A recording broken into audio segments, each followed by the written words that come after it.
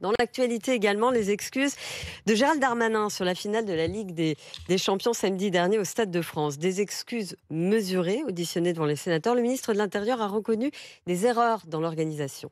Il est évident que cette fête du sport a été gâchée et que nous regrettons très sincèrement les débordements. L'image négative de ce match est une blessure pour notre fierté nationale.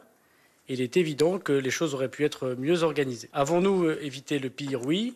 Aurions-nous pu anticiper davantage?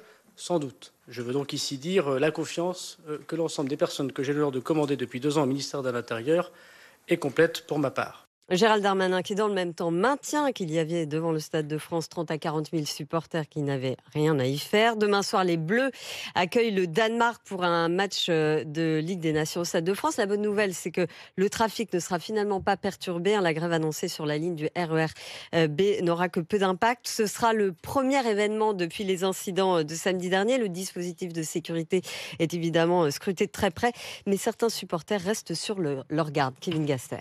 Stéphane est le père de Milan, 8 ans. Après les incidents de samedi, il a bien failli renoncer à emmener son fils pour la première fois au Stade de France. Ramener son enfant dans un cadre comme celui-ci, dans un environnement violent, on a une certaine appréhension. Habitant à quelques kilomètres du stade, Stéphane et Milan se rendront au stade en taxi pour anticiper la grève de la RATP et éviter les mouvements de foule.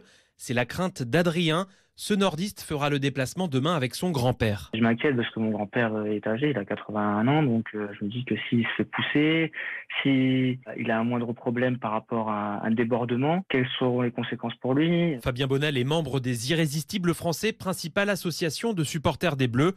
Les matchs internationaux se rangent dans une catégorie à part selon lui. C'est un épiphénomène malheureux, majeur, et on n'a jamais vu de tels problèmes autour d'un match de l'équipe de France. Le match ne présente pas d'inquiétude particulière avec seulement 300 supporters danois attendus.